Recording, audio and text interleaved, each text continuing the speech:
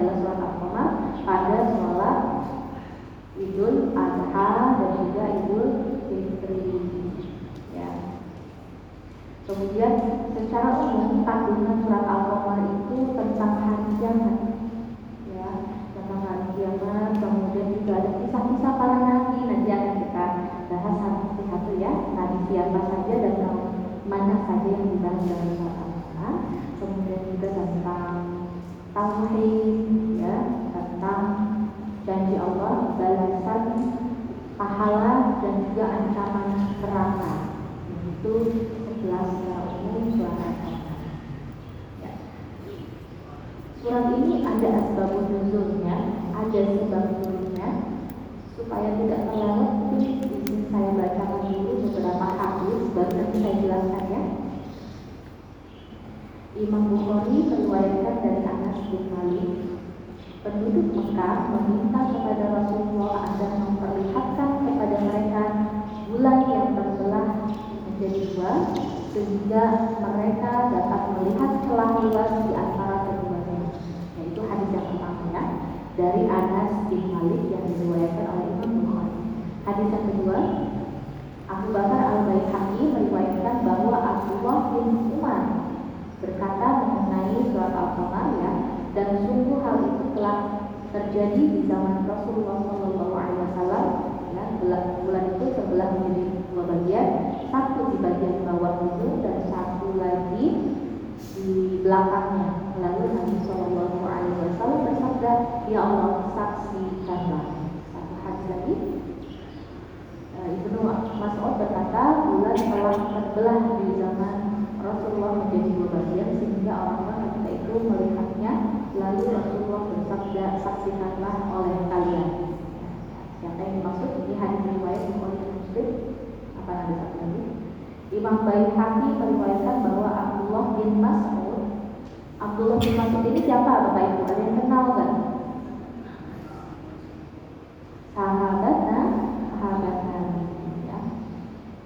Berkata, telah terbelah bulan di kota Mekah menjadi dua bagian. Para kafir Quraisy penduduk Mekah mengatakan ini adalah sihir yang dilakukan terhadap kamu Yahudi. Kita bisa tunggulah para kafilah, ya. Tunggulah para kafilah dagang. Bila mereka melihat yang kalian lihat, maka ini adalah benar. Bila mereka tidak melihat seperti yang kalian lihat, maka ini adalah sihir yang disuguhkan kepada mereka. Perawi berkata, kemudian para kafilah dagang datang dari setiap arah mengatakan, kami pun melihatnya. Maka inilah surat Al-Qamar ayat 1 sampai 2. Dari hadis-hadis yang saya bacakan tadi, ceritanya begini ya Bapak Ibu ya, mudah-mudahan nggak libur nih saya dongeng ya. Dongeng yang baik sekali. Jadi kafir Quraisy ya, kafir Mekah itu sangat sulit untuk diajak beriman, mengikuti agama yang Nabi Muhammad SAW itu agama Islam. Ya, kemudian suatu hari mereka meminta kepada Nabi Muhammad untuk memperlihatkan mukjizat, yaitu berupa, jadi mukjizatnya itu di request, coba belah bulan bisa nggak jadi dua. Kira-kira kalau Nabi bisa nggak Bu? Kalau bukan Nabi tidak bisa. Kemudian kalau mereka mengatakan, kalau engkau bisa melakukannya, maka kami akan beriman. Itu janjinya. Ya. Kemudian Nabi Muhammad naik ke atas bukit, sholat 2 rakaat, berdoa dan meminta agar Allah memberikan petunjuk atas permintaan mereka itu ya, orang-orang kafir Mekah. Kemudian hingga turunnya, kemudian Nabi Muhammad menunjuk bulan purnama itu yang seolah-olah seperti membelahnya menjadi dua. Ya. Kalau dulu kita pernah dengar Nabi Musa juga menunjuk laut juga jadi kebelah dua ya, supaya itu ya. Dan Nabi Muhammad juga bisa punya mukjizat yang luar biasa, yaitu ketika menunjuk, ya, seperti ini ya, seperti seolah-olah membelah, dan pada saat itu bulan itu benar-benar terbelah menjadi dua. Dari hadis itu disebutkan bahwa perbelahnya cukup jauh, bahkan ada yang mengatakan satu di bawah, satu di bawah, satu di belakang. Kalau dari yang Anda baca atau Anda lihat dari beberapa ceramah ya, bahwa itu posisinya adalah di Gua Hira. Dan yang melihat tidak hanya orang sekitar saja, tapi penduduk Mekah pada melihat kejadian itu. Setelah bulan terbelah, terperanglah, kagetlah mereka. Dan apa reaksi mereka? Mereka bisik-bisik. Sihir yang nyata. Ya. Padahal tadi janjinya ketika Nabi Muhammad bisa memperlihatkan mukjizat itu, mereka mau beriman ya. Tapi ternyata setelah kejadian itu, mereka membelah hati dan juga meninggalkan Nabi Muhammad. Artinya mereka tidak beriman. Ya. Sampai mereka berbincang-bincang terus sepanjang jalan. Coba kita cek para kafilah dagang yang akan memasuki kota Mekah. Apakah benar mereka melihat kejadian ini? Jangan-jangan ini adalah budayanya Muhammad saja, karena mereka seperti itu.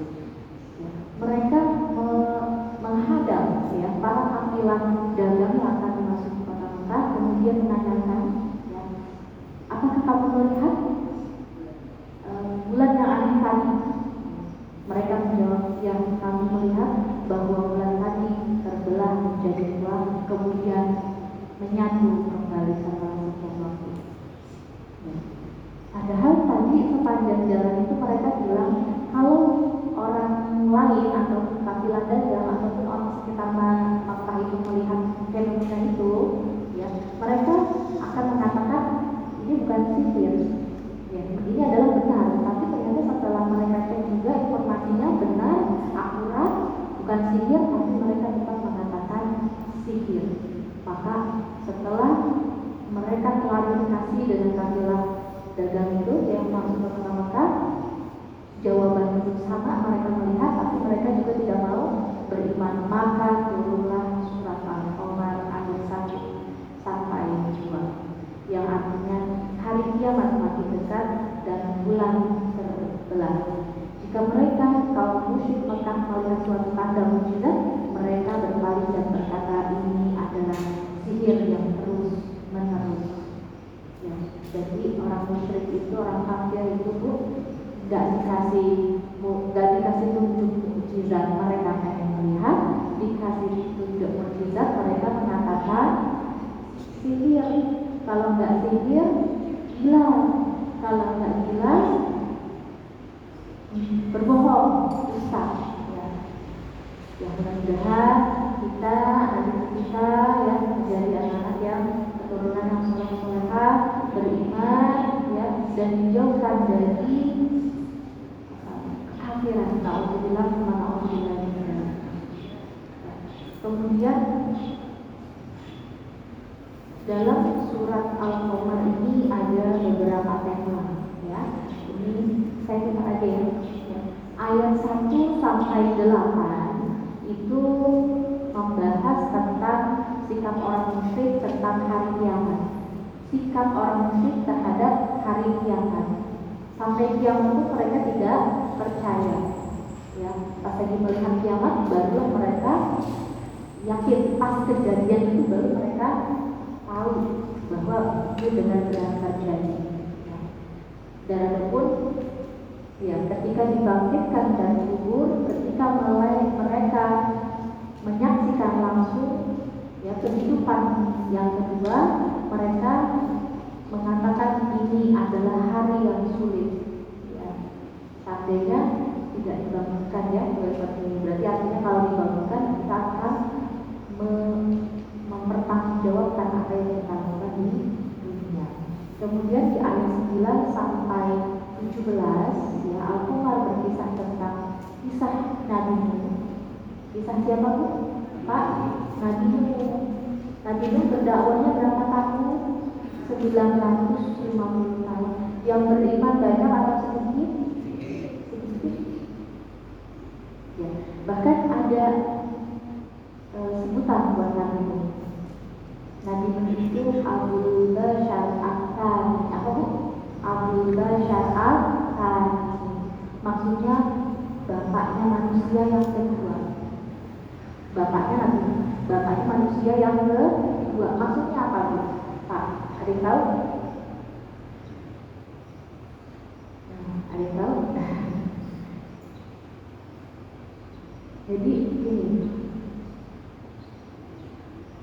Nabi Nuh itu ya kan sudah berdakwah sekian ratus tahun, kemudian yang beriman sedikit, berarti yang kafir itu banyak, betul nggak? Banyak. Nah yang kafir ini banyak yang meninggal. Berarti manusia yang sampai akhir zaman ini adalah banyak dari keturunannya Nabi Nuh. Itu kenapa disebut Abu Bashar. Ya, garis keturunan itu kan banyak ya. Ya benar. Nabi Nuh itu pasti dari Nabi Adam. Cuman ya, generasinya itu banyak yang meninggal. Ya, makanya disebut Abu Bashar akan. Kemudian beliau dikasih mukjizat berupa apa? Kapal yang besar ya, untuk menyelamatkan umatnya yang beriman ya. Terselamatkanlah dari azab berupa apa azabnya? Banjir ya, banjir bandang. Dan membuatnya ini bukan sebentar, jadi wahyu turun, sekarang bikin, terus besok itu hujan, nggak begitu. Lama proses pembuatannya karena memang besar dan dibuatnya itu pada bukan di musim hujan tapi di musim kemarau, makanya ditertawakan oleh orang kafir namanya bikin perahu di musim kemarau, gitu kan? Bukannya masuk Islam, bukannya percaya ya akan dakwah yang dibawa oleh Nabi itu, malah mentertawakan mau ngapain bikin perahu dan panas ini ya. Itulah para pembangsa yang senantiasa yang sulit untuk diajak beriman atau tidak mau. Selanjutnya di ayat 18 sampai 22 yaitu kisahnya tentang kaum Ad. Nabinya siapa berarti Bapak Ibu? Ad? Bukan Hud? Bukan Nabi Hud? Ya, kaum Ad. Jadi juga sama ya, tidak mau beriman ketika diajak oleh Nabi yang beriman. Kemudian yang ayat 23 sampai 32 adalah kisahnya kaum Samud. Kaum Samud ini kaumnya Nabi Saleh. Selanjutnya ayat 33 sampai 40. Kaum Ad ya, sebentar. Untuk kaum Ad itu siksanya apa Bapak Ibu? Di ayat berapa tadi? 18 sampai 22 ya.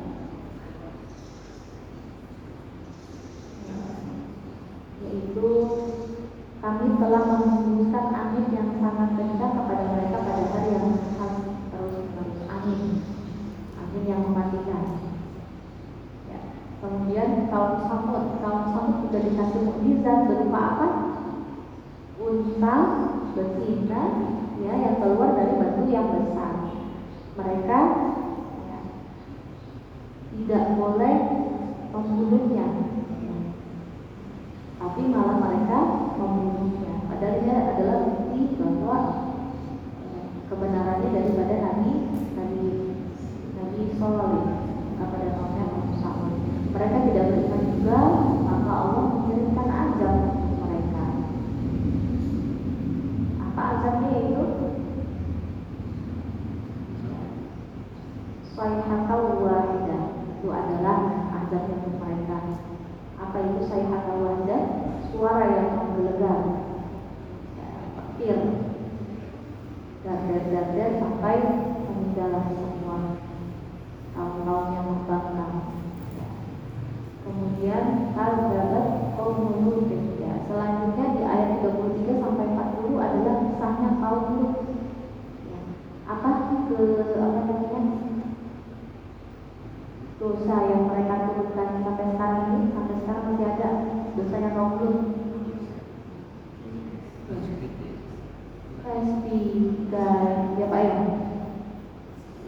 bersama jenis. Dan Allah menurunkan azab juga untuk mereka. Hasuban. Apa itu azabnya buat mereka? Badai batu. Badai batu hingga mereka bergelimpangan, mati dalam kemaksiatan, mati dalam berhakai Allah Subhanahu wa taala. Yang selanjutnya ayat 41 sampai 42 yaitu kisahnya Fir'aun, ya, yang paling fenomenal, ditenggelamkan bersama pasukan dan hartanya karena tidak mau beriman. Dan Fir'aun ini disiksa pagi dan sore. Jadi sudah sampai nanti hari kiamat dan di akhir nanti sudah jelas masuk neraka. Alhamdulillah. Yang terakhir ayat 43, masih ada dua bagian lagi, 43 sampai 46 yaitu peringatan bagi kaum kafir Makkah. Saya ulangi ayat 43 sampai 46 mengandung atau membahas tentang peringatan bagi kaum kafir Makkah, ya. Dan yang terakhir di ayat 47 sampai 55 yaitu siksa Allah bagi para pendosa dan pahala bagi orang yang bertakwa. Ya. Terakhir, ya kalau saya sudah lewat. Terakhir, ada ayat yang diulang-ulang dalam surat Al-Qamar. Apa itu, Bapak? Ada dua ayat. Fakaifa kana 'adzabi wa nuzur, sama walaqad yassarnal Qur'ana lidzikri fahal min muddakir. Silakan dilihat ayatnya, oleh-oleh hafal dua ayat ini. Ya. Dilihat ayat ini, ayat 5, ayat 16-17. Ayat 16-17 kita lihat terjemahnya ya Bapak Ibu. Betapa dahsyatnya azab dan peringatanku. Sungguh kami benar-benar telah memudahkan Al-Quran sebagai pelajaran. Maka adakah yang mau mengambil pelajaran? Apa urgensi atau hikmah dari pengulangan ayat Bapak Ibu? Apa ya hikmahnya ketika ayat itu diulang-ulang? Apa hikmahnya?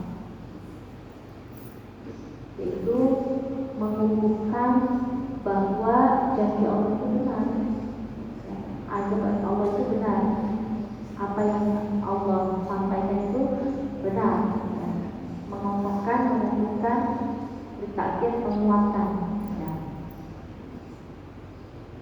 Adapun pada ayat 11 tadi ya, walaqad yassarnal Qur'ana lidzikri fahal min muddakir.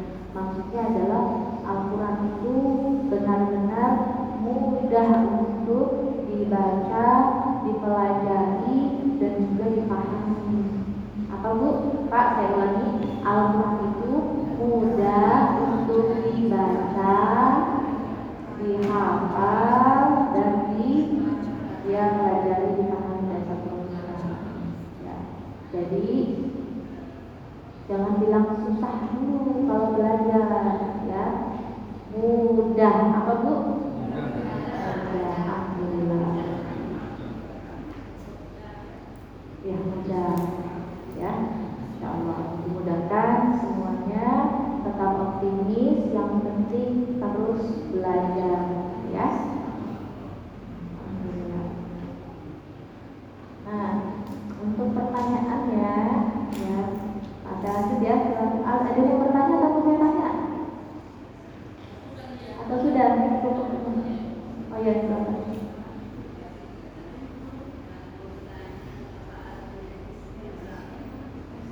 Isti'ala terangkat. Ya. Terangkat. Ya. Pangkal lidahnya itu terangkat ketika mengucapkan huruf tersebut. Ada lagi pertanyaannya? Dua lagi boleh, Bapak atau Ibu? Silakan belajar.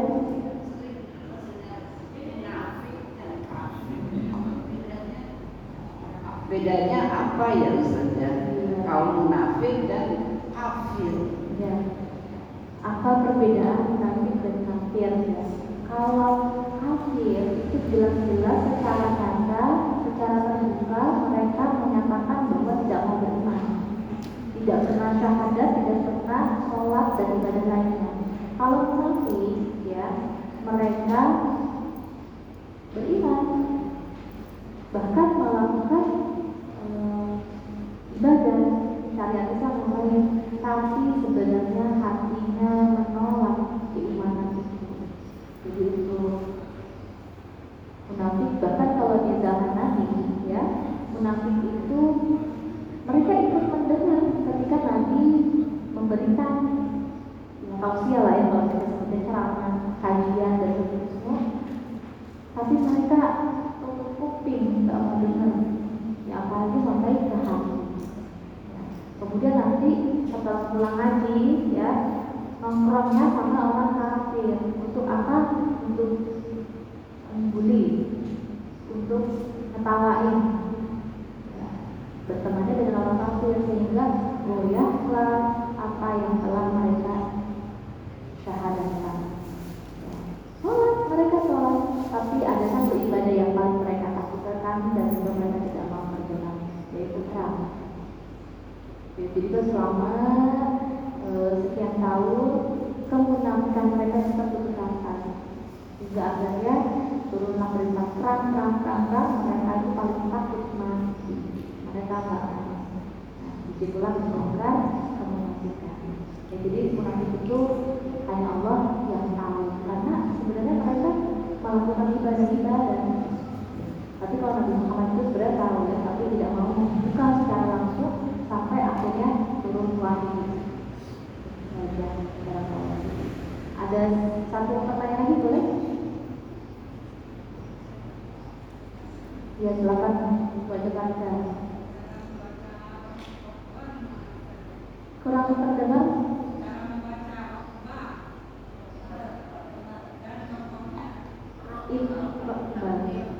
Oh, penting. Ya.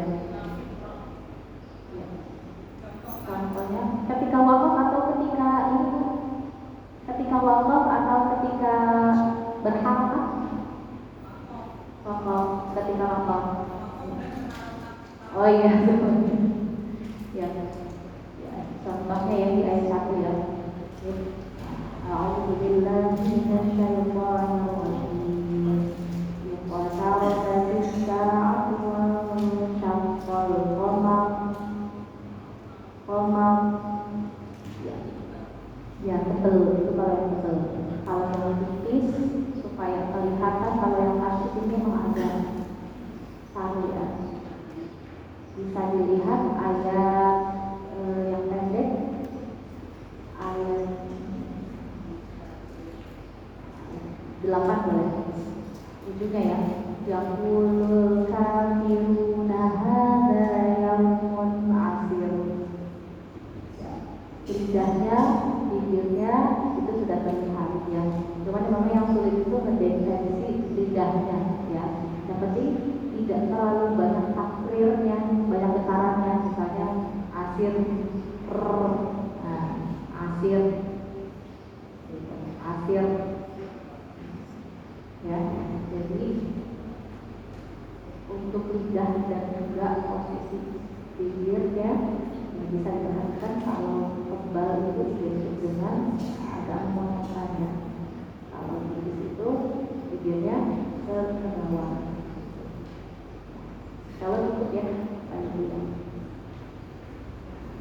bisa langsung tutup doa, langsung kita tutup dulu dengan doa ya. Semoga apa yang saya sampaikan bisa dipahami oleh kita semua, bisa diamalkan dan juga tambah rajin, tambah semangat lagi.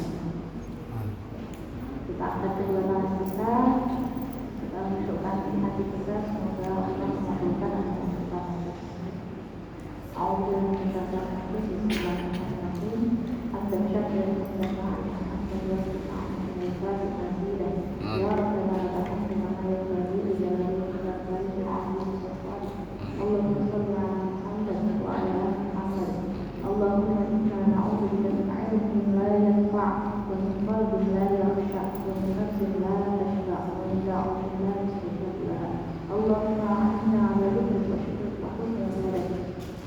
Allahumma inna nas'aluka al-huda wal tuqa wal 'afafa wal ghina. Allahumma inna nas'aluka ilman nafi'an wa rizqan thayyiban wa 'amalan mutaqabbalan. Rabbana la tuzigh qulubana ba'da idh hadaytana wa hab lana min ladunka rahmah innaka antal wahhab. Rabbi ij'alna muqimas salati wa min dhurriyyatina rabbana taqabbal du'a. Rabbana hab lana min azwajina wa dhurriyyatina qurrata a'yun waj'alna lil muttaqina imama. Allahumma nawwir qulubana bi tilawatil Qur'an wa zayyinna akhlaqana bi tilawatil Qur'an wa hasin a'malana bi tilawatil Qur'an wa najjina min an-nar bi tilawatil Qur'an wa adkhilna al-jannah bi shafa'atil Qur'an. Rabbana atina fid dunya hasanah wa fil akhirati hasanah wa qina adzabannar. Subhana rabbika rabbil izzati amma yasifun wa salamun 'alal mursalin walhamdulillahi rabbil alamin. Alhamdulillah. Terima kasih sekali Ustaz Dada Mutiara Anissa dengan apa yang dibahas hukum cincin dan kaki serta tadabur al-Quran ya. Dan sebelum kita akhiri kebersamaan ini, foto bersama. Silakan teman-teman biar ada jejak.